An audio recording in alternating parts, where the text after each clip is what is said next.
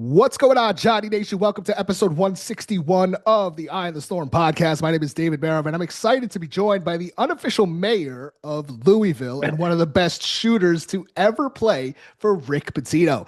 In the national championship game against Michigan in 2013, he was unconscious, making all 5 threes he took, playing 30 minutes off the bench, scoring a team-high 22 points on the way to cutting down the Nets. Now, at ESPN as an analyst on the ACC network, he's the perfect guest to cover some of St. John's major portal additions this offseason, plus what they are walking into for a Rick Pitino program, especially as summer workouts get underway. I'm thrilled to welcome the 2013 Final Four most outstanding player, Luke Hancock. Man, thanks for having me. That's a heck of an intro. I appreciate it, man. Luke, this past season, Coach Pitino allowed an all-access, behind-the-scenes look at St. John's. We got a peek into meetings, pre-halftime, post-game speeches, blow-ups, and the highs and lows of a 31-5 season. One of the things that he stressed his first year here, his second year, was playing for the name on the front of the jersey and the back will prosper. Hard to find any group or team that resonated more with than your 2013 championship Louisville team. Russ Smith, Peyton Siva, Shane Bohannon, Gorgie Dang, Montrezl Harrell, Kevin Ware, Wayne Blackshear, yourself. You guys walk on water for Cardinals fans. Not many people on this earth know Rick Pitino. What is Coach like for you? What does he mean to you and your career? Oof, what a question to start. I mean, even what you said about playing for the name on the front of the jersey and not the back of the jersey, that is so typical Coach Pitino. And he's got a lot of old school in him. There's just so many things where he'll hold your feet to the fire and things that you might not think are very important early on, especially you come into the program and you got all these expectations and coach is a Hall of Famer, but you really don't know what you're getting into. The little things that he is so maniacal about, I think, is what makes him great. But you got to give him so much credit because I'll tell you this, like that message is very Rick Pitino. I feel like he's done that for decades. But the thing that's so different, that all access look you just talked about, that is wild to me. Because back in my day, we were on the front end of social media takeover. And so I remember Coach telling us, like, you guys aren't allowed to have social media. Don't mess with Twitter. Don't mess with Instagram. None of that stuff. He wanted you, really locked in and focused on basketball because that's what he, eats, breathes, sleeps. And now to see him open up the way he did and for people to get a little inside access, I loved it. Some of those fiery speeches that people talked about was amazing. And that's so typical Coach. He's going to call it like he sees it. Coach, I feel like he knows players, especially great players. They want to be coached hard. They want to be told the truth. And you really have to buy into his way. It is Coach's way or the highway. But once you do that, great things can follow. And I felt like the team this past year, they just bought in. Whether you really liked it every day or not, you listen to Coach. He's going to put you in the right positions. He's going to have you conditioned the right way. The style is unique, and it's tough to play against. And I was just so excited how much success he had. But playing for Coach is very difficult. It requires you to have the ability to have a mental reset almost every day. And he has a book called The One Day Contract. And I always look back at that and think, like, that is really how you have to approach things. You got to approach every single day. Are you maximizing the opportunities in front of you? Coach does that from a coaching perspective. But from a player perspective, you can have a bad day. You can have a bad week. There's no better player I've ever been around than Russ Smith at being able to put the old stuff behind you and kind of refocus and lock in. And Coach does a really good job of that as the head coach and kind of leading the ship as well. You saw the Vice docuseries. You saw those halftime speeches. Did it take you back a little bit? I mean, were you like, hey, I kind of remember something like this? Once you've been through it, you sit back and you're like, oh, yeah, now these guys are getting it. And you always feel like, Coach was harder on me than he is on these new guys. But it definitely took me back. It's exciting to see guys get coached like that because, you've seen a lot of the titans of college basketball retire in the last Yeah. few years. And so much of that, whether it's they don't want to re-recruit their team every year or they can't be as hard on their team as they used to be year in and year out, whatever the reason is, you got to give a massive amount of credit to guys like Tom Izzo and Rick Pitino for being able to make the adjustments and adapt to this new environment. And Coach had such an awesome year this past year. It definitely took me back, but I always wonder, like, is he even allowed to be as hard on these guys as he was on us? Well, Can't be. he said that he's softened up. Like he says that he's like, and you talk to the staff, you talk to players, former players. They're saying that he's laughing a lot more in practice, and obviously he's taking things very seriously, and it's winning or nothing. But like he says that he's having more fun and he's enjoying himself now. And Yeah, I mean, um, I think in this new environment, you have to. yeah, Again, I give him a ton of credit for that.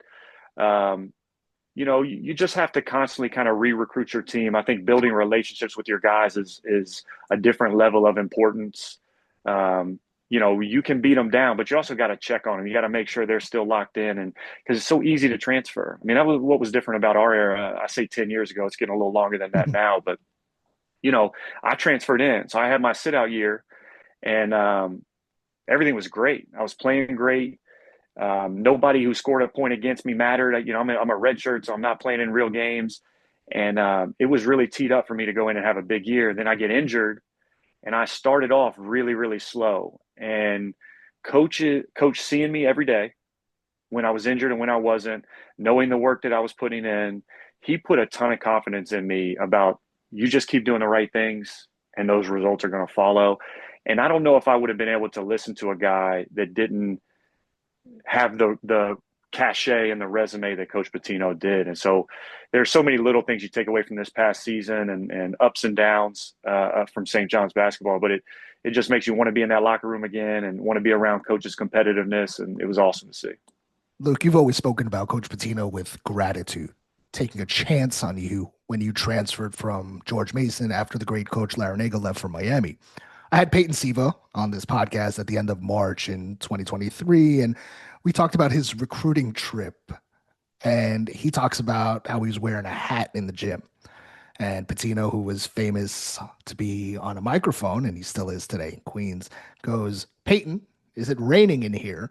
And Peyton says, "No, why?" He says, "Then why the hell do you have a hat on inside?" Do you remember your own recruitment and what it was like for Coach Pitino to, whether it's get in front of you or kind of convince you to, come from George Mason to Louisville?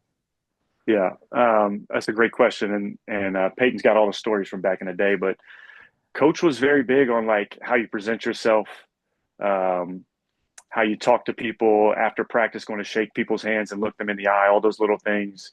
Um, and so being presentable and like how you get on and off the bus, all those things matter to Coach. And I think that's the pro mindset. And he wanted you to always look like a professional.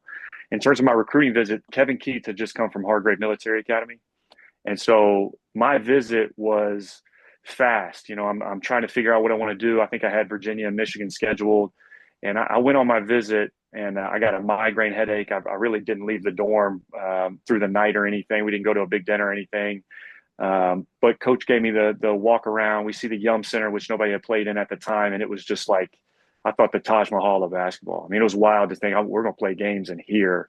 Practice facility was great. Campus was great and everything. And they were preseason 4 in the country. He talked about my fit and everything. But on my visit, Coach made a comment to me. I'll never forget where I was sitting in the dorm, and my family's kind of off to the side a little bit. But Coach is asking me about, what do you really want and what are you nervous about? How do we get this thing across the finish line? I said, I was all conference as a sophomore. This is a step up. I don't want to go somewhere I'm not going to play. I want to be a big part of the team I go to. And Coach had a vision for me. And maybe this was kind of BS at the time. I don't know, but it sure came to fruition because he looked at me and said, I'm too far along in my career to take a chance on someone that's not going to work out. He said, Luke, you're going to be a big part of us winning a national championship. I guarantee it. And at the time, I remember thinking, like, this Hall of Famer is putting that kind of confidence in me. I remember being like, I would have signed right there. But I did do a slow play. I'm like, I'm going to talk to my dad a little bit. We'll figure this thing out. And I think on the ride home, my dad and I made a decision pretty quick that this is where I wanted to play. Oh man, you gave me goosebumps there, man. What a story. Yeah. That's pretty awesome. I remember so much of those little things from Coach. I could tell you about our championship run, having moments like that. It's just, Yeah, we'll get to that in a second. Yeah, for sure. yeah. Luke, to bring it to current day recruiting, with today's era, NIL, unlimited transfer rules, With regards to what Rick Pitino and basically having them to choose to find 13 to fight for that ultimate goal of hanging banners, is this kind of goes to what you were just talking about, hearing something on your recruiting trip that sticks with you that makes you say, you know what, I'm ready to sign right here. Dylan Mitchell, one of the new recruits for St. John's and Rick Pitino, transferred from Cincinnati, said what he loved most on his recruiting trip was hearing assistant coach Steve Masiello and coach Rick Pitino break down his weaknesses and how they can improve upon them instead of lauding him and what he does well. Dylan Darling, transfer from Idaho State, said that he loved the pieces that are being added and what they can do for his player development for his junior and senior year. Kelvin Odie is a freshman coming in, and he at one point was committed to West Virginia, then decommitted when they had a coaching change. He's somebody that, as a freshman understands it's going to be tough to find playing time, but that his outlook is not to just be a freshman and possibly transfer out. He knows what the multi-year, steps and processes are in order to get to where you ultimately want to go. I say all that, to say that what do you tell, and from your perspective, how do you try to talk to these young kids in regards to what Rick Pitino and his staff are trying to do when they are recruiting them and how they all fit together, that message that goes into, what you were told, and then as well as, now in the NIL era as well. Well, I can't speak to the NIL era from a player perspective. We've been on this podcast for, I don't know, 20 minutes or so. So the rules have probably changed since we started this thing. It's a crazy environment. But the one thing you mentioned, a few of these guys, you have to be ready to go in and compete because coach will give you the blueprint. He'll give you the tools and show you exactly what you need to do. But it's you have to come in there with that mindset every day that you're going to give everything you have to getting better and also competing because he's not going to say whether you're the biggest recruit in the country or not, like you're the starter and you're going to play 40 minutes.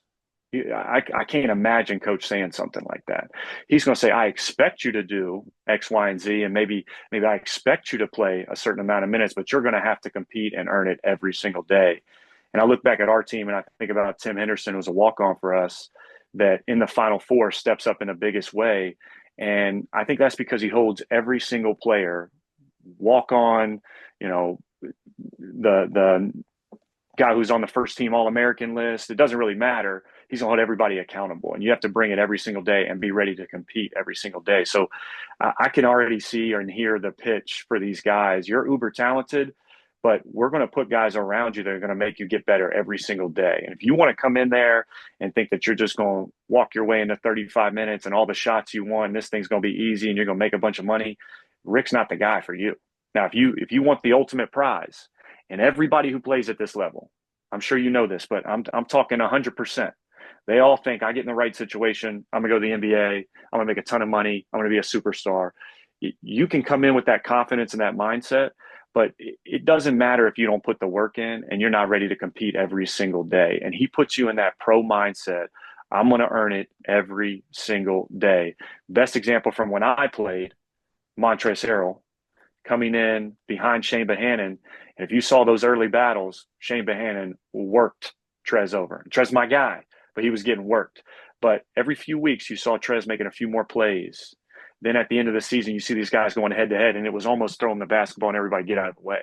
And it was must watch. Wow. And so you got to be ready for those matchups every single day in practice. And I think that's what makes you better. You need that competition throughout and to have every position have guys compete. And sometimes, like, back in our day, maybe Peyton Siva might have been the man, but we had a walk-on named Elijah Justice, coach called him the Bullet, who drove Peyton to get better every single day. So it doesn't matter what position you are, where you feel like you fall in the totem pole, you better be ready to go every day under Coach Pitino, and that development follows. Because I'll tell you this, even when I had coach, he was very far into his career, right? He's a Hall of Famer, but the amount of time he spends on the court doing these individuals to get your game right before you go to practice and focus on the team is so immense. And there's no one that far into their career that's doing it like Coach Pitino.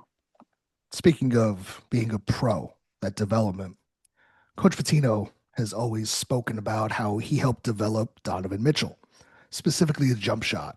Mitchell, in turn, told some amazing Coach Pitino stories about how he would walk on the balcony during practice and you couldn't see him. And Mitchell said that he played his 2 years in Louisville in fear. And that was because he wanted to play so well.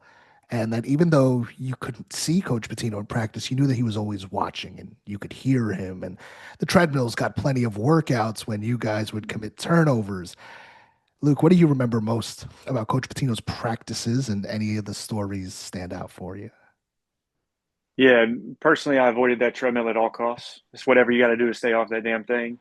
It's not that I still have nightmares about it, but anybody, and I mean anybody, could get that treadmill. Russ Smith was an All American for us. He probably had more miles tracked on that treadmill than anyone I remember.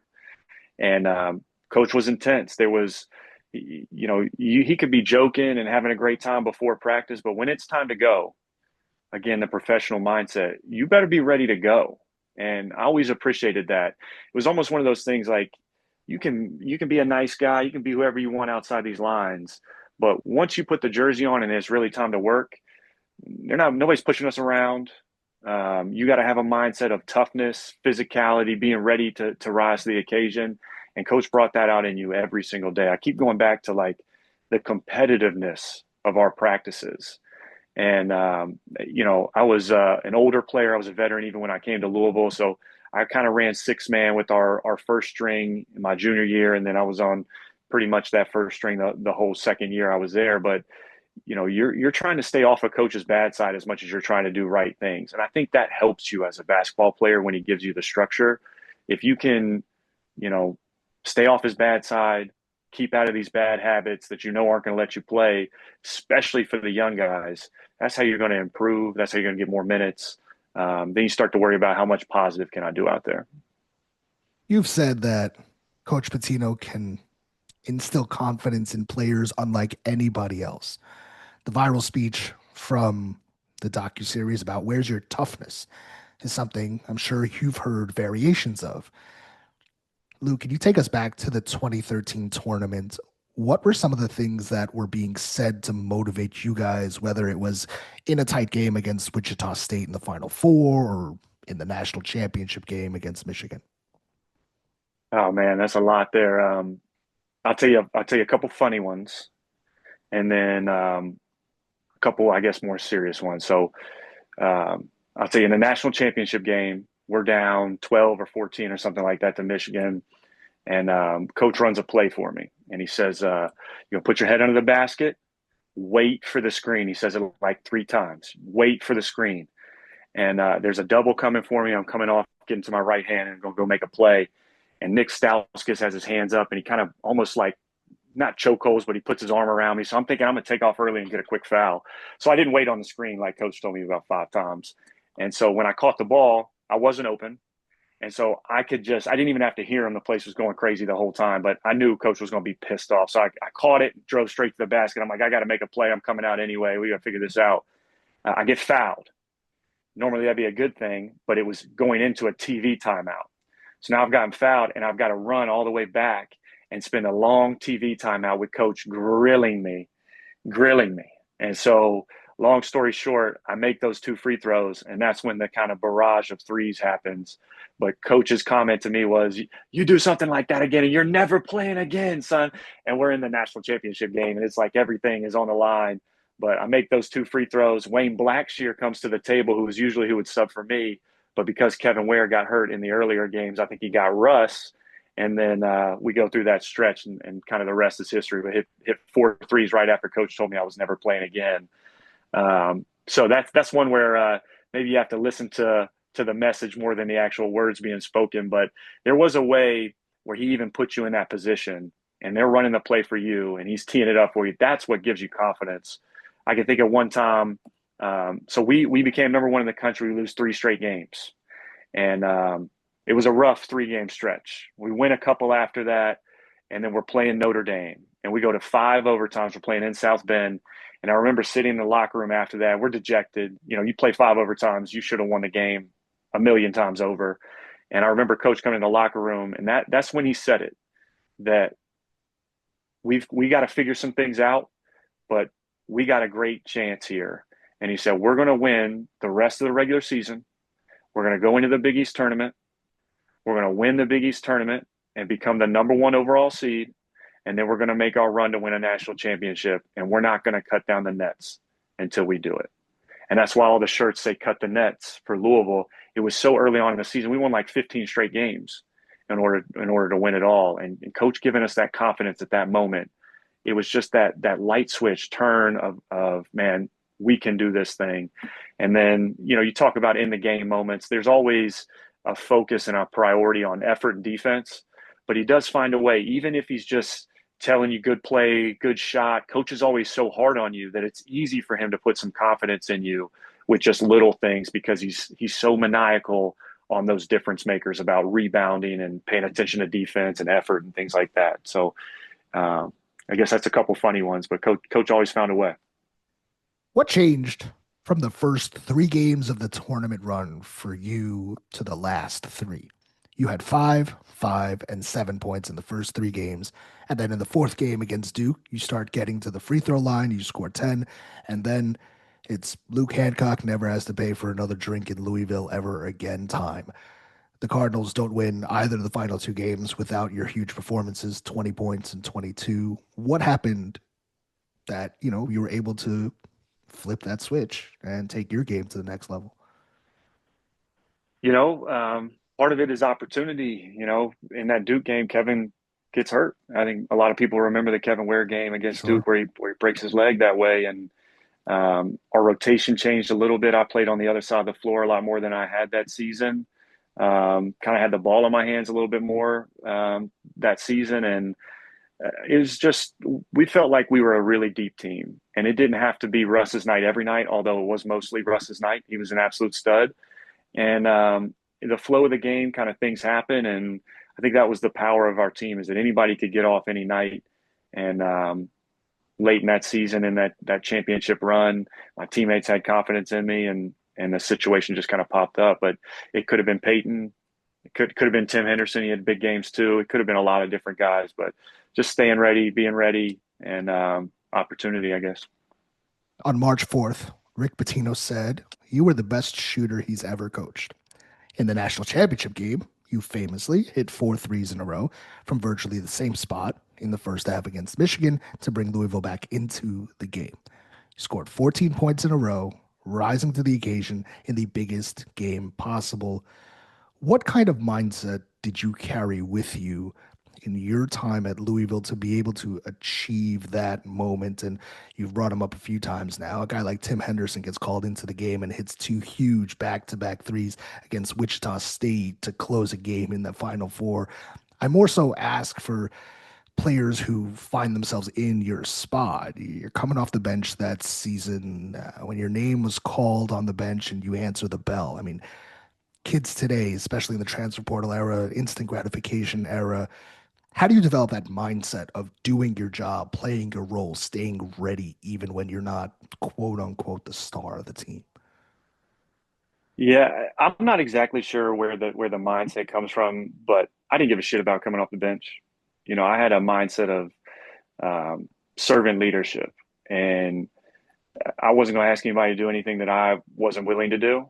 But as soon as I got to Louisville, I felt like I'm not making this change. I'm not going through this sit out year without having a real opportunity to win a championship.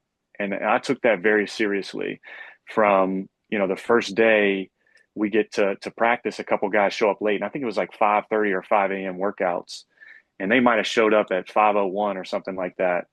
And I've been on campus for a few days, but I grabbed the guys and I said, we're not going to do this anymore. Like we're showing up early, we're staying late. Coach G was our strength coach. He was ready to do our conditioning and everything. I was like, this will never happen. Like we got to have a mindset that we're going to be champions. We got to play that way. And so that's just what I try to do every day. I think from a leadership perspective, that's where I was able to be more vocal and thrive. But Peyton Siva was kind of, he was my right-hand man in that role. Like, he was a great leader as well. He was the Energizer Bunny that could show up every day. But for me, I always had confidence because of the work we put in. Coach made you feel like we work harder than anybody else. We're the most conditioned team in the country, and we should be ready. When pressure comes about, that's ultimately a good thing, because that's when the best moments happen. And I always remember those kind of lines from Coach. And I had confidence in all our team.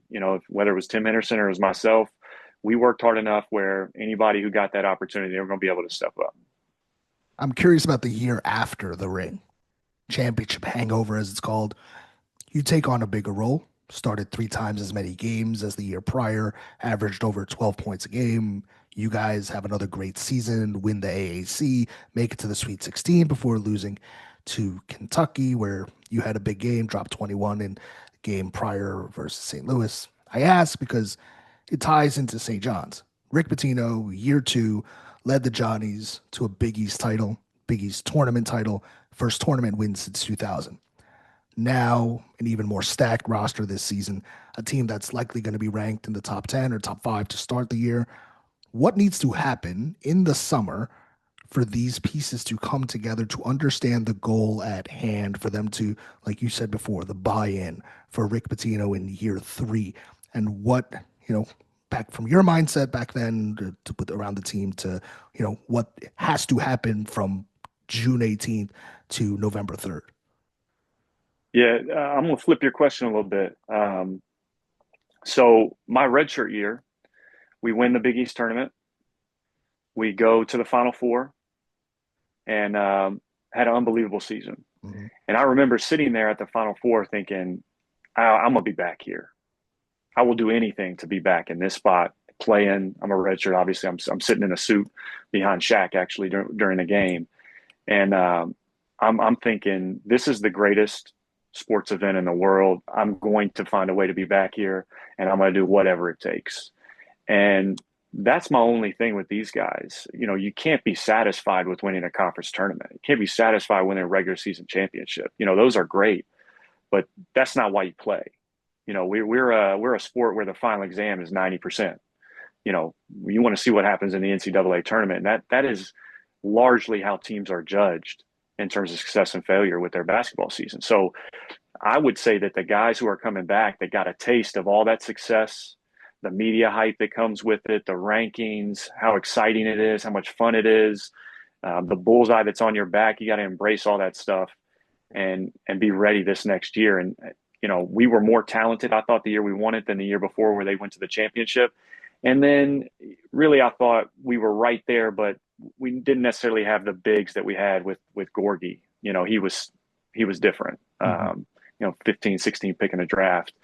And so I thought we were right there. I thought we had a real chance to win 2 in a row, but you can't be satisfied with being good. You got to be hungry to go win a championship. And I think the opposite is going to be true this year. I think they're going to be upset with how the season ended, have that taste in their mouth, and I think that's going to be incredibly motivating moving forward. And I think that's from the very top with Coach Pitino all the way down.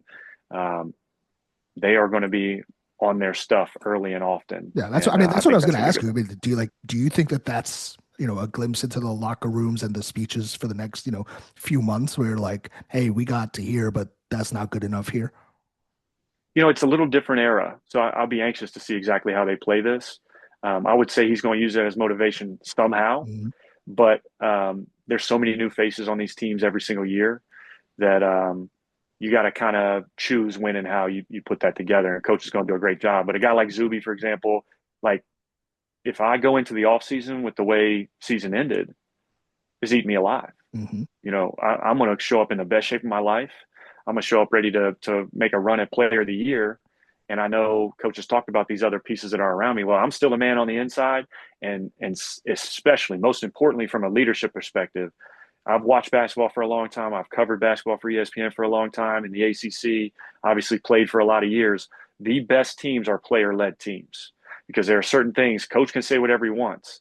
You got to be able to, from a leadership player perspective, make sure the message is received right, make sure you guys are responding the right way, keeping everybody on the same page, not letting coach kind of beat you down at certain times of the season because he is very tough on you, but keeping guys focused on the right things in a championship mindset.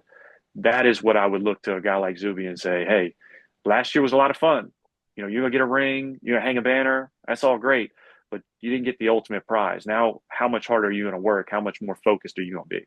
Zuby Ejiofor, one of the captains of St. John's going into his senior year, will certainly embrace that role. Luke, you've been talking a lot about, and a lot of my questions are really about your experience and your way of thinking of when you were in these players' shoes. You've had a few chances with NBA teams, summer league invites with the Orlando Magic, Houston Rockets, then you got invited to camp with the Grizzlies before making the decision to go to Greece. After 6 games, you tear a muscle in your calf and start thinking about life after basketball. I often have previous St. John's players on here who have made the decision to go to the Euros or, just overseas and forego chasing that NBA dream. How difficult was that for you? And the decision after getting hurt to start thinking about life after basketball, what was that realization like for you? Yeah, I never wanted it to be driven by injuries, but that's kind of how it played out. And I had a great run with the Grizzlies and felt like I was pretty close and having those conversations that I had a real chance to be signed to that roster. And when they started talking about going to the D League, going to the G League, I basically said, I'm an older guy. I went to prep school. I had to sit out a year in my transfer, so I'm gonna go try and make some money. And so that's what I did. I had an unbelievable time in Athens, playing in Greece. But I had already had two shoulder surgeries. I knew I was having some Achilles issues.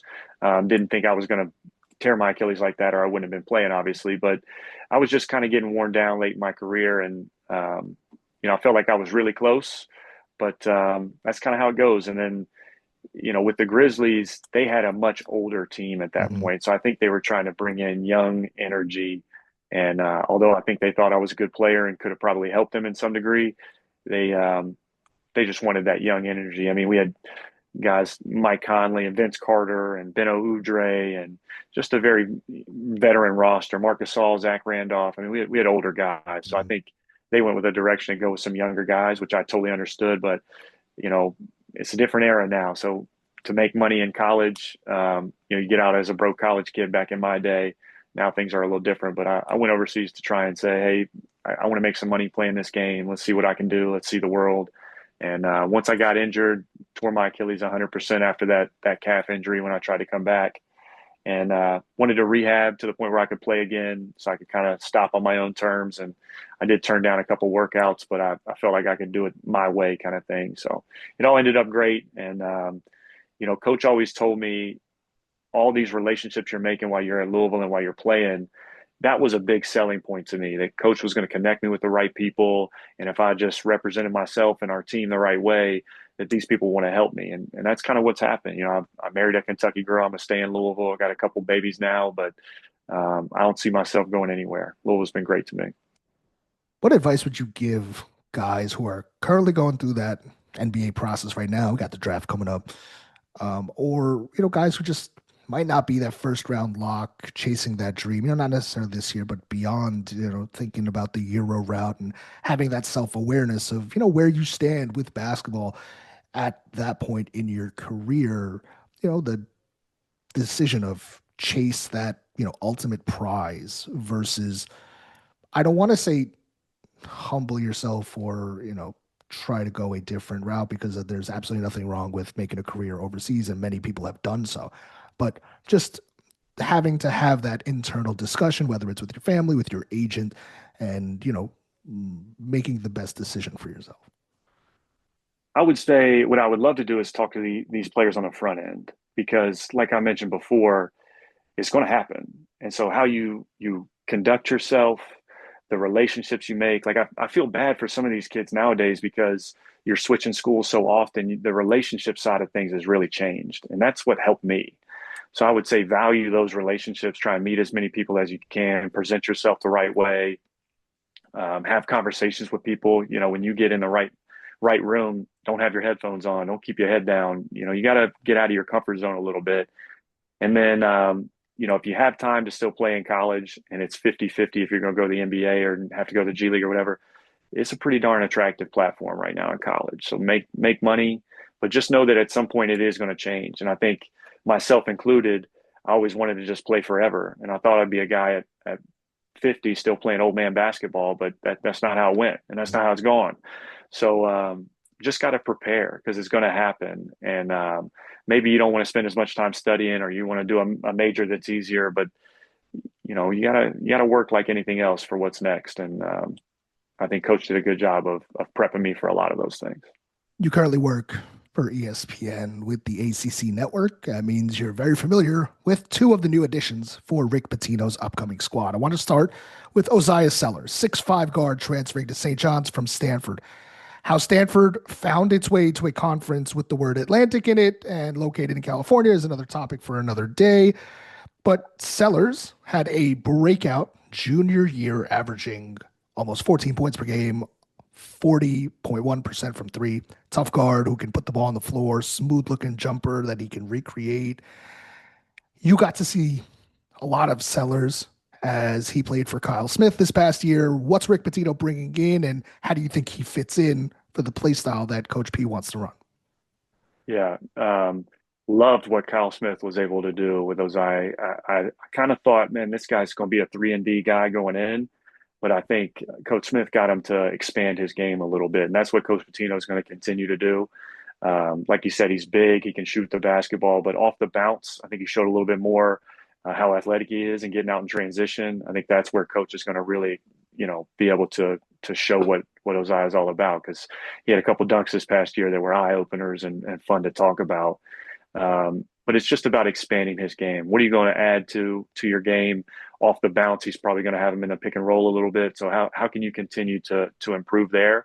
But I think Coach makes a great decision to pick up a guy like this because they had Maxime Reynaud, who was an absolute stud in the middle and takes so much attention. So a guy that can kind of play off somebody like that, obviously Zuby's a stud down there.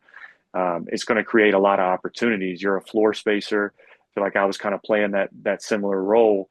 You get to play off of super talented guys and find where you can get shots and find how you fit in the offense.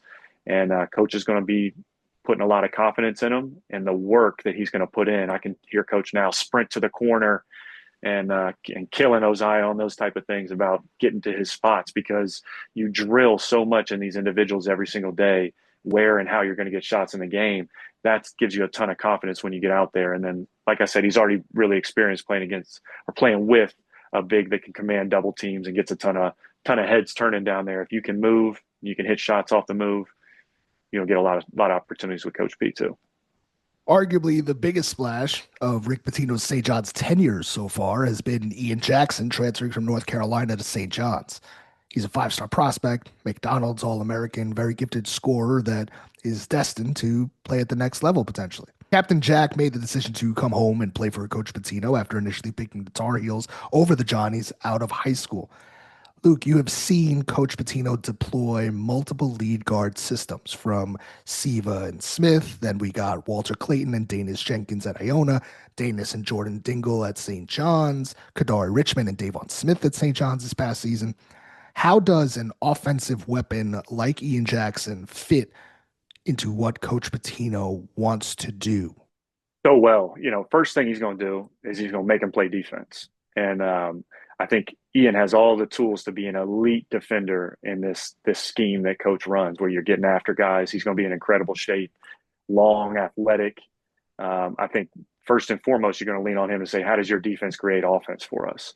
But then when I talked about those individuals and how he's drilling down the certain spots where Ian's going to start to gain a ton of confidence, I really thought watching him last year, if he was hitting shots, he was all over the place on both ends of the floor, and that gave him a ton of confidence. Coach is not going to let him do that. He's not going to let his game be dictated by making or missing jump shots. He's going to have him attacking the rim. He's going to have him being super dynamic in transition, which is when we saw all the highlights.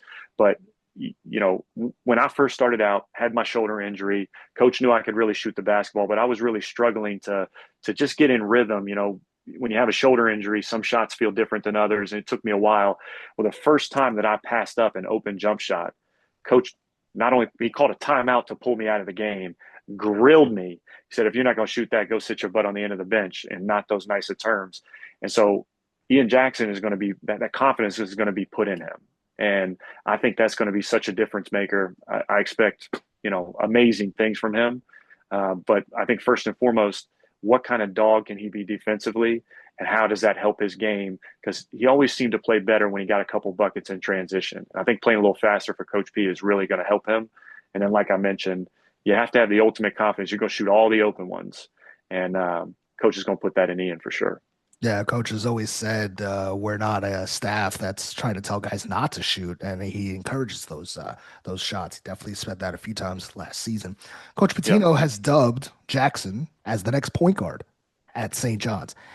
He did not play point guard at UNC, but Coach P seems confident that he can get that out of him. Given that North Carolina had Elliot Cadeau and RJ Davis, Jackson was more of a one-on-one creator and a scorer. He had some really eye-popping stretches where he was filling it up and shooting at a really high clip. But the question on everybody's mind is not about if Jackson can score, but can Jackson translate and play the point guard in Queens for Rick Pitino? Given what you know, both of Jackson from watching and scouting him, and what you know of Coach Pitino, the way that he develops guys, do you think Ian Jackson can indeed turn into that point guard that Rick Pitino needs at St. John's?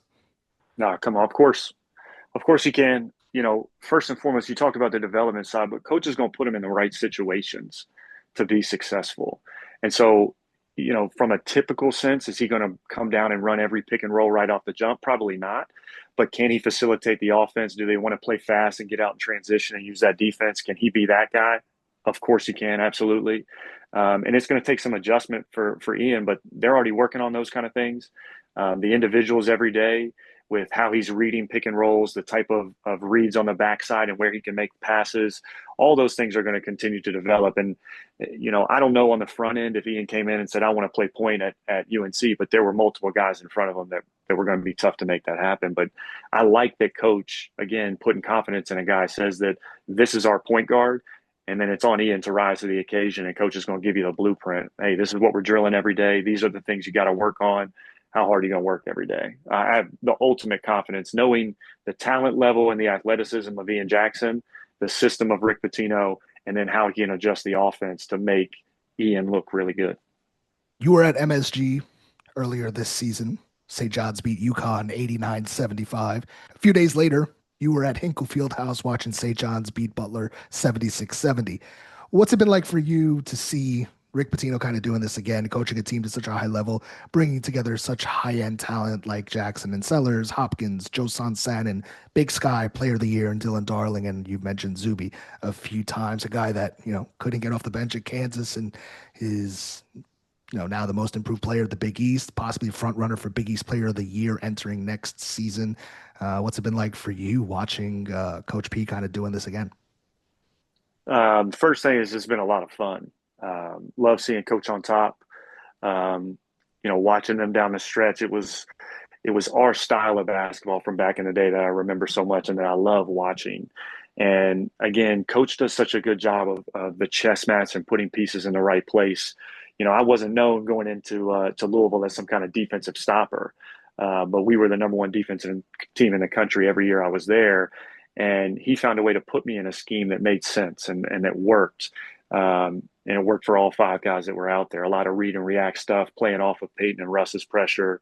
Coach does a great job with that kind of thing. And I just to see him thrive like that, to see that style of basketball, it was just so exciting. And I got to see a bunch of games this year, even the first round game in the tournament. And how many people from back in the day still love on coach and follow him and go to games and are still locked in.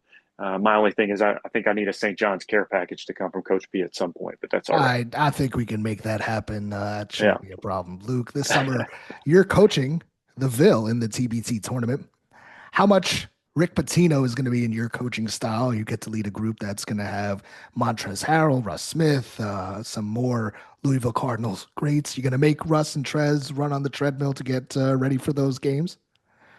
The first thing I had to do when I approached some of these guys was like, I can't be Coach Pitino. And we've had this relationship from a player perspective for a long time. So my early conversations were about, I'm going to give us the blueprint here. I'm going to direct us, but you guys got to be player led and got to realize that I'm coming from a different place than being on the court with you. It's a different message and it's going to come from a different way. So I kind of set the expectation early.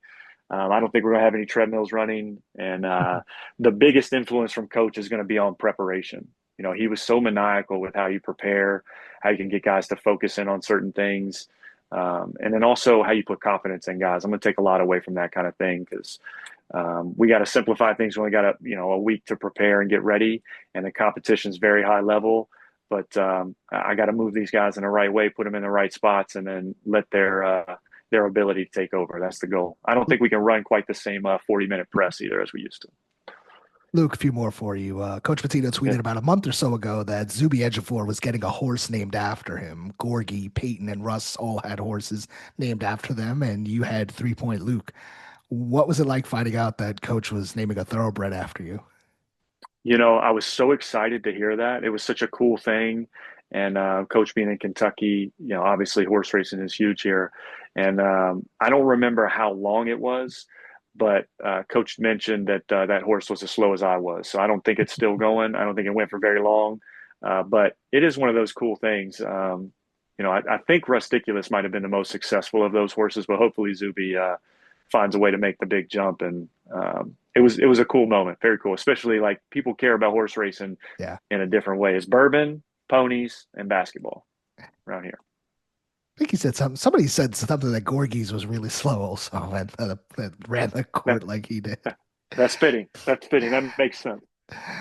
Luke, summer workouts started on Monday, the 16th. Do you remember this time of year for yourself at Louisville? For the fans that are only getting to see the pictures and a brief video clip here and there of these players drenched in sweat right now, what are these days like getting ready to be coached by Rick Pitino? You know, you come into it. I remember like the first few days of just like not knowing what's going to happen. My redshirt year of just like you hear these stories about coach and killing guys and needing trash cans over there on the side so guys can throw up and stuff. And then you find out like there's a method to the madness and that it's structured. You have your morning conditioning, you have to get your lift in, you're playing pickup games, you're getting shots up in the afternoon. And it's just the repetitiveness of trying to get the most out of every day. After you get through the how petrified you are of these workouts and you realize like as long as I go as hard as I can every day, I'm going to do well here. Show up early, don't be late, kind of thing. These summer workouts are not as bad as everybody thinks they are, but it is from a conditioning aspect. It's a lot because if you show up the first week and you're not in good shape, you're going to get hurt. I mean, a coach is going to kill you because those first few weeks are intense, and everybody wants to do their best. They want to get a head start on like I'm gonna play a lot or I'm gonna be a starter, and so the competition level's extreme. So if you're not ready to go, you're not putting any effort in the off season. It's going to be very telling once you get going. But I will say, once I got through it that first year as a redshirt, coming back the next year, I was a lot more confident. And then the last year, after we had won a national championship, I felt like I was in the best shape of my life, and I came back just thinking, you know, this is going to be easy, and it never was easy. But your mindset changes once you go through it a few times. St. John's is one team that will have a lot of eyeballs on it, a lot of expectations. Like I said, possibly top 10, if not top 5, heading into the season. It is clear the pressure to win comes from within. There's nobody that believes winning or nothing more than Rick Pitino. But for these kids, what advice do you give them in regards to heading into a season like this with such high hopes, such expectations from not only themselves, but everybody on the outside who is talking about this St. John's team as being a potential national championship contender?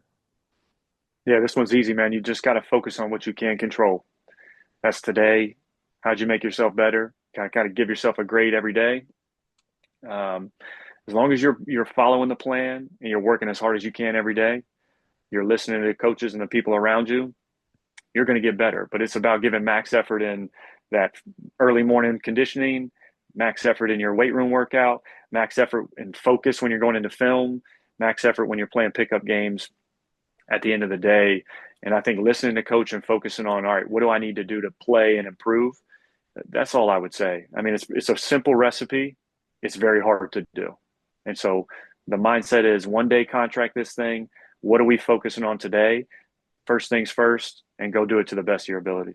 He's Luke Pretty simple. Hancock, one of the best and most clutch shooters that we've seen in this sport. Can't thank you enough for spending some time with me and helping us get a glimpse of what life was like for you as a champion at Louisville and the work that went into it and what these Johnnies are going through right now. Luke Hancock, you can catch him on ESPN covering the ACC college basketball. Luke, thank you so much. Really appreciate it. Thanks, man. It's going to be a great year. Go Johnnies. There you go. You said it best. Johnny Nation, thank you so much for joining me as always. Appreciate it. We'll catch you next time.